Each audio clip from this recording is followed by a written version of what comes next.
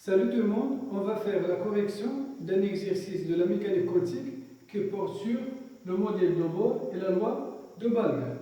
Alors, le modèle de Bohr pour l'atome d'hydrogène, c'est tout simplement un électron qui gravite autour d'un proton qui est considéré comme étant fixe.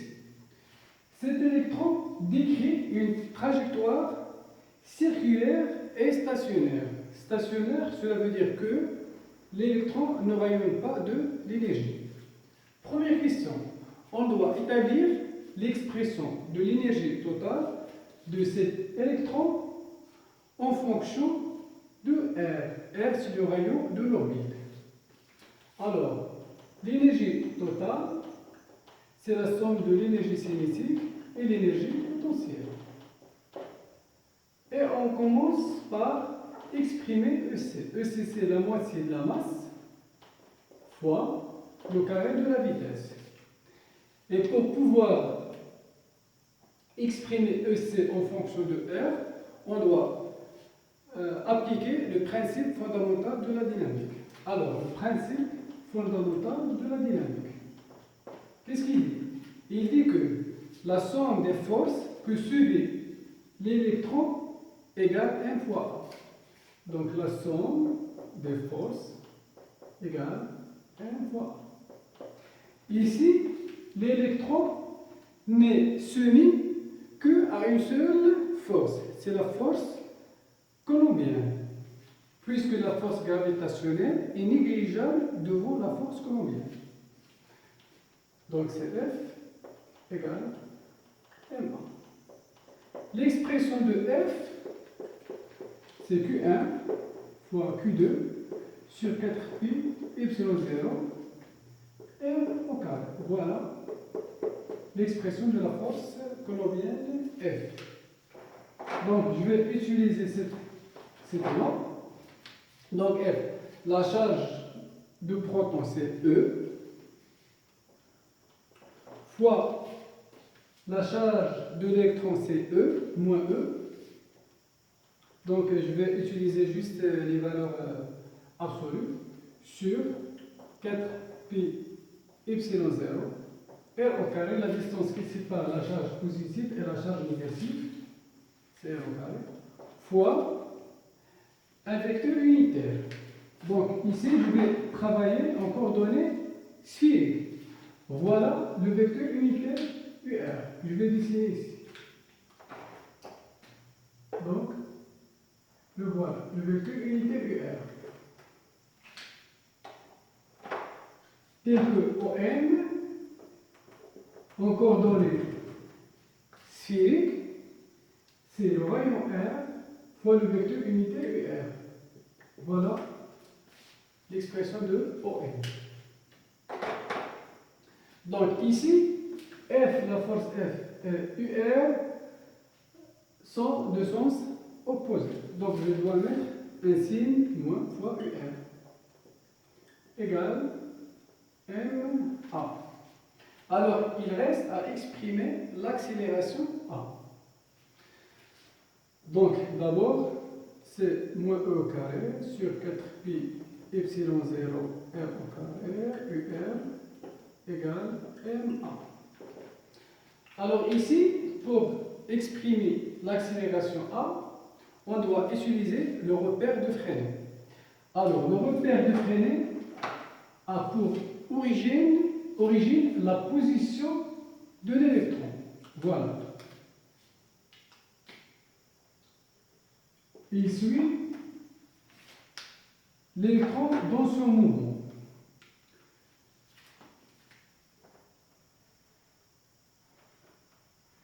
Ce repère de Freinet est formé par un vecteur tangentiel que je note P et un vecteur normal mais dirigé vers le centre. Voilà. Je répète. Le repère de Freinet est un repère a pour origine M, c'est-à-dire la position de l'électron, et il est formé par un vecteur tangentiel t, c'est-à-dire tangentiel à la trajectoire, et n, c'est le vecteur normal à t. Voilà, n, t. C'est le repère de frein, la base de frein. D'accord? Tel que la norme de n égale 1 et la norme de t égale 1. Donc, l'accélération dans cette base est donnée par la dérivée par rapport au temps fois le vecteur tangent fois t plus v au carré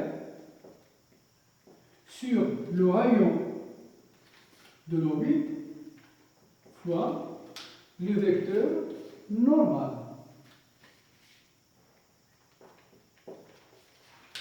Donc ici, je remplace UR, on peut observer que UR égale moins UN.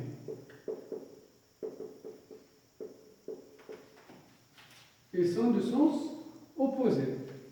Et de même norme. Donc moins UR c'est N. Donc c'est E au carré sur 4pi epsilon 0 R au carré fois moins UR c'est N égale N dt sur dt fois le vecteur tangentiel plus mv au carré sur R fois le vecteur normal. Et par identification, ce terme E carré sur 4pi epsilon 0 R au carré égale ce terme. C'est mv au carré sur R. Je simplifie par R, je trouve que mv au carré, c'est E au carré sur 4pi epsilon 0 fois R. Voilà, mv au carré. Donc, il reste à remplacer mv au carré par son expression. Donc, c'est 1 demi fois mv au carré. mv au carré, c'est E au carré sur 4pi epsilon 0 fois R. D'accord? Alors, il reste l'énergie potentielle. La force F est une force conservative. Donc, elle dérive un potentiel. Donc, on va utiliser la relation suivante. F qui fait le lien entre la force et l'énergie potentielle. F, c'est moins grade EP. Grade EP en coordonnées sphériques est donné par la formule suivante. C'est moins la dérivée de EP par rapport à R fois ER, plus moins 1 sur R, la dérivée de EP par rapport à θ et θ, moins 1 sur R sinus θ, la dérivée de EP par rapport à phi UV. Je remplace F par son expression, voilà, en coordonnées sphériques, c'est moins E au carré sur 4pi epsilon 0 R au carré fois UR égale moins la dérivée de EP par rapport à R UR. La dérivée de EP par rapport à θ c'est 0, pas de composante suivant Eθ, et la dérivée de EP par rapport à phi égale 0. F n'a pas de composant suivant phi. On peut même, d'ailleurs, on peut même écrire moins grade de EP, c'est directement moins la dérivée de EP par rapport à R, UR. Puisque le système représente une symétrie sphérique. Donc, EP est une fonction de la variable R. Donc, par identification, on tombe sur la même chose. Donc, par identification, la dérivée de EP, puisque EP ne dépend que d'une seule variable, donc je peux mettre ici une dérivée droite par rapport à dr égale E carré sur 4pi epsilon 0 R au carré. Donc, alors avec EP, c'est TP. Et j'intègre pour obtenir EP. Alors, j'intègre cette équation. Donc, EP, c'est l'intégrale de cette expression. Au carré sur 4pi epsilon 0, l'intégrale de 1 sur R au carré de R plus une constante d'intégration. Alors, l'intégrale de 1 sur R au carré, c'est moins 1 sur R. Donc, EP, E au carré 4pi epsilon 0 sont des constantes. Donc, 1 sur R au carré, c'est 1 sur moins 1 sur R. Moins 1 sur R plus une constante. Il reste à déterminer la constante C. Dans cet exercice, on nous a dit que l'énergie potentielle s'annule à l'infini. L'énergie potentielle est une fonction de R. L'énergie potentielle s'annule à l'infini, c'est-à-dire lorsque R tend vers l'infini, l'énergie potentielle devient nulle. Alors, l'énergie potentielle, lorsque R tend vers l'infini, égale 0, d'après l'énoncé de l'exercice. Égal. Je remplace R par l'infini. Ça va faire moins au carré sur 4pi epsilon 0 à l'infini, plus une constante. Au carré sur 4pi epsilon 0, une constante fois 1 sur l'infini. 1 sur l'infini, c'est 0. Donc, la constante égale à 0. Voilà. Un nombre fois 1 sur l'infini, c'est 0. Donc 0 plus constante égale 0. Alors on peut en déduire que la constante est nulle. Donc je reviens à l'expression de EPR. Donc c'est moins E carré sur 4pi epsilon 0R plus la constante est nulle. Voilà l'expression de l'énergie potentielle ainsi que l'expression de l'énergie cinétique.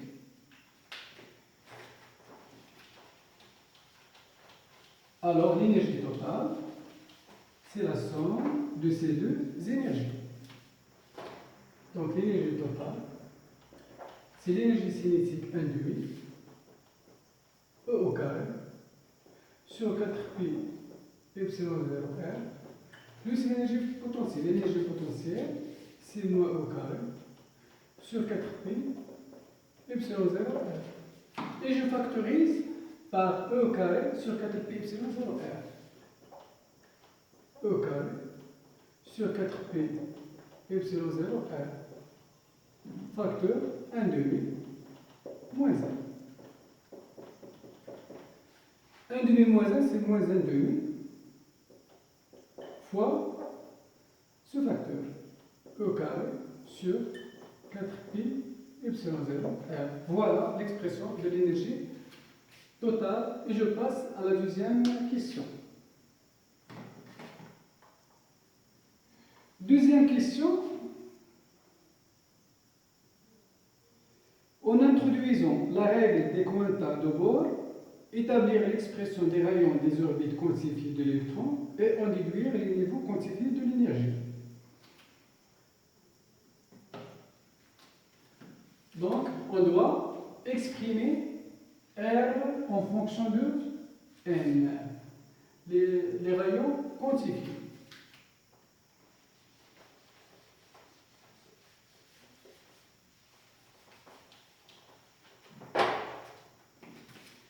Deuxième question, on doit exprimer les rayons quantifiés.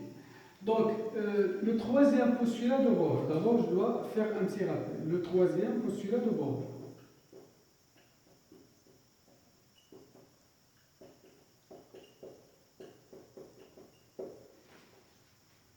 Il dit la chose suivante. Il dit que le moment cinétique, sigma, est quantifié Le mouvement cinétique ne peut prendre que des valeurs bien déterminées. C'est-à-dire qu'il y a des valeurs qui sont permises et d'autres valeurs qui ne sont pas permises. Et il est donné par la relation suivante. Le mouvement cinétique, c'est n h bar. H bar, c'est la constante de Planck réduite. N est un nombre appartenant à l'ensemble n étoile. C'est-à-dire le mouvement cinétique peut être égal à h bar, 2h bar, 3h bar, 4h bar, et ainsi de suite. C'est-à-dire qu'il ne peut pas prendre toutes les valeurs de manière continue. Il ne peut prendre que des valeurs discrètes. 1h bar, 2h bar, 3h bar, 4h bar. Alors la valeur entre h bar et les valeurs entre h bar et 2h bar, elles ne sont pas permises. Très bien. Alors, par définition, le mouvement cinétique, c'est OM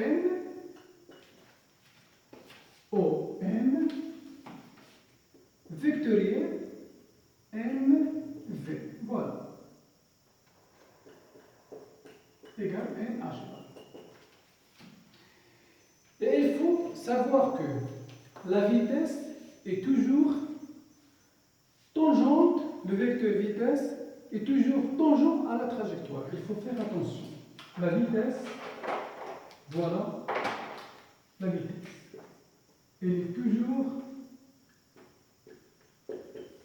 tangente à la trajectoire. Donc, on peut exprimer V sous cette forme. Le vecteur vitesse V, c'est la norme V fois le vecteur tangent. Puisque la vitesse V est toujours tangentielle à la trajectoire. T est un vecteur tangent à la trajectoire. Donc la vitesse est portée par le vecteur T. J'espère que vous avez bien compris, parce que c'est très important. V est porté par le vecteur tangent à la trajectoire. Alors, je remplace en M par son expression, c'est R, UR. Vectoriel M. V, c'est V fois le vecteur tangentiel, égal NH bar. Très bien. Donc, je dois calculer le produit vectoriel UR, T. Le produit vectoriel UR, T. Voilà UR, voilà T.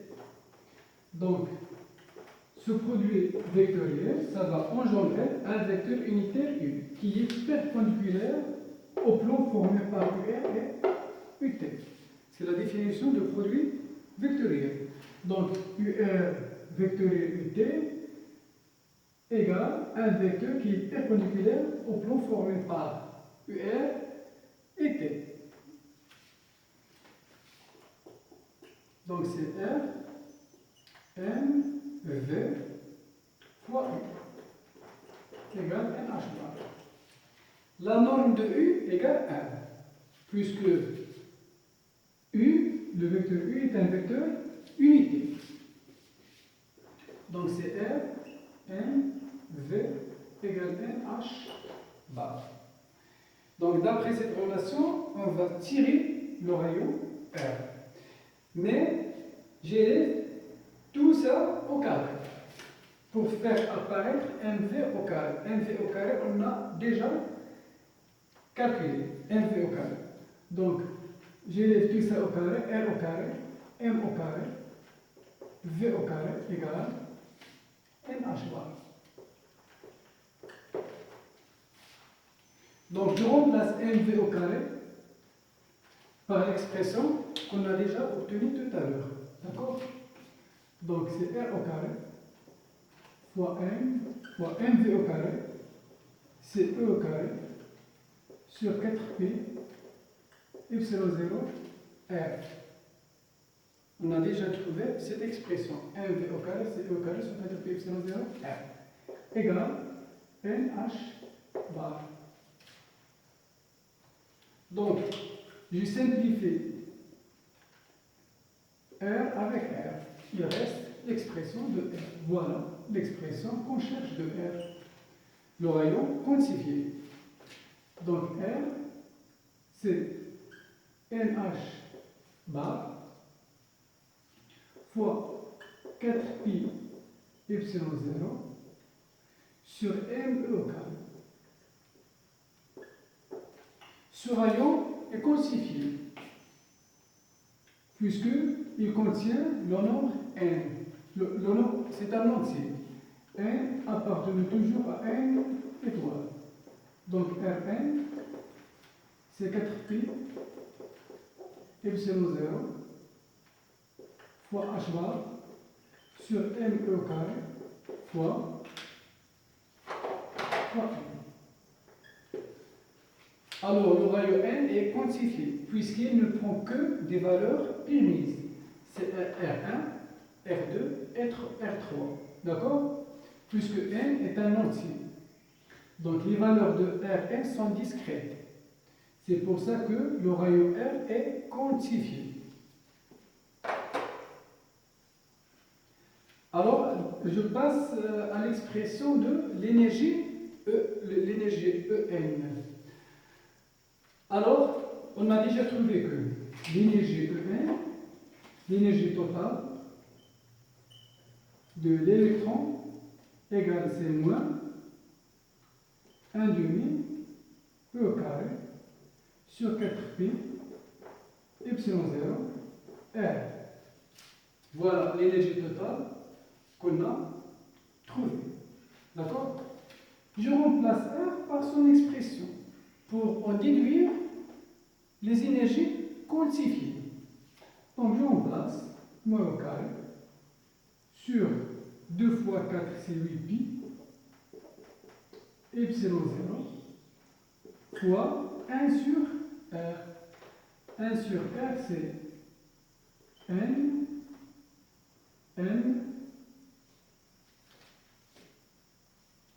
ici, désolé, pardon, j'ai oublié d'élever RH barré au carré. Donc c'est N au carré, H bar au carré, N au carré, H bar au carré, d'accord? Donc 1 sur R, c'est M E au carré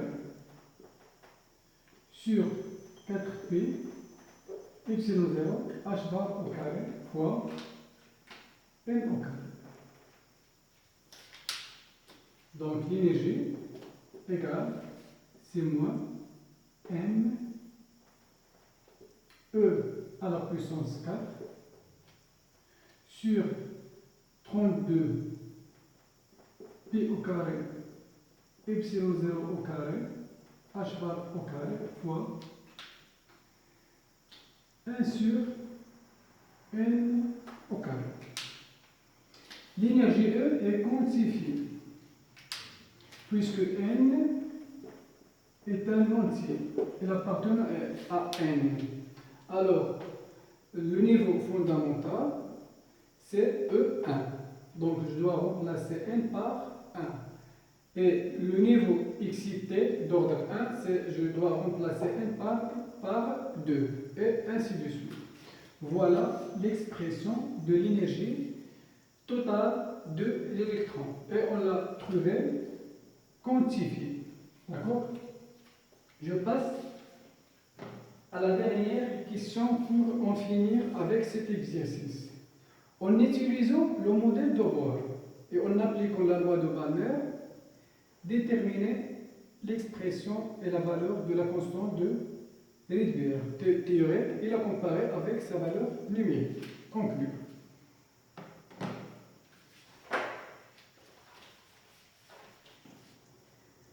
Alors, le deuxième postulat de Bohr. Qu'est-ce que c'est que le deuxième postulat de Bohr? C'est par exemple, on a une transition de cet électron d'un état En, d'un état d'énergie En, vers un autre état d'énergie En. Cela veut dire que l'électron passe de En vers Em ou il passe de En vers En. Alors, cette transition se fait par absorption ou émission d'un photon d'énergie H nu. Alors, cette énergie égale H nu. Nu, c'est la fréquence de ce photon, qui est bien égale à la valeur absolue de En moins En. Voilà, je répète. La transition de cet électron d'un niveau d'énergie En vers un autre niveau d'énergie En se fait par une absorption ou émission d'un photon d'énergie H nu égale En moins En. Alors, la fréquence de ce photon égale En, je remplace En par son expression, c'est moins M au carré sur 4 32 P au carré epsilon 0 au carré H bar au carré fois 1 sur N au carré moins plus En. Je remplace N par N. Donc c'est M au carré sur 32 P au carré epsilon 0 H au carré N au carré. Donc H nu égale, je factorise par M au carré sur 32 P au carré epsilon 0 H au carré facteur 1 sur M au carré moins 1 sur N au carré. Alors la fréquence N, je dois diviser par H fois H. H bar, c'est H sur 2pi. H bar, c'est la constante de Planck réduite. C'est H sur 2pi. Voilà la fréquence du photon absorbé ou émis lors d'une transition. Ici, 1 sur N est inférieur à N. Donc 1 sur N est supérieur à 1 sur N. Donc 1 sur M au carré, 1 sur N au carré, moins 1 sur M au carré est positif. Donc 1 sur M au carré, moins 1 sur N au carré est négatif. Donc je dois multiplier par moins 1 pour que la fréquence soit une valeur positive. Donc M au carré sur 32 P au carré epsilon 0 H bar au carré fois H 1 sur N au carré moins 1 sur M au carré. Voilà le résultat trouvé à partir du deuxième postulat de Bohr, trouvé théoriquement. Et la formule de Balmer, trouvée expérimentalement, mu égale C fois la constante de Rydberg, facteur 1 sur N au carré moins 1 sur M au carré. Donc, par identification, C fois RH égale cette constante. M au carré sur 32 P au carré epsilon 0 H bar fois H. Et je calcule cette expression. D'accord? RH, on a trouvé RH expérimentalement, mais Bohr l'a trouvé théoriquement. D'accord? Donc, le deuxième postulat de Bohr est en concordance avec l'étude expérimentale. Donc, je vous laisse le soin de vérifier la valeur de RH et merci d'avoir suivi cette vidéo. À la prochaine.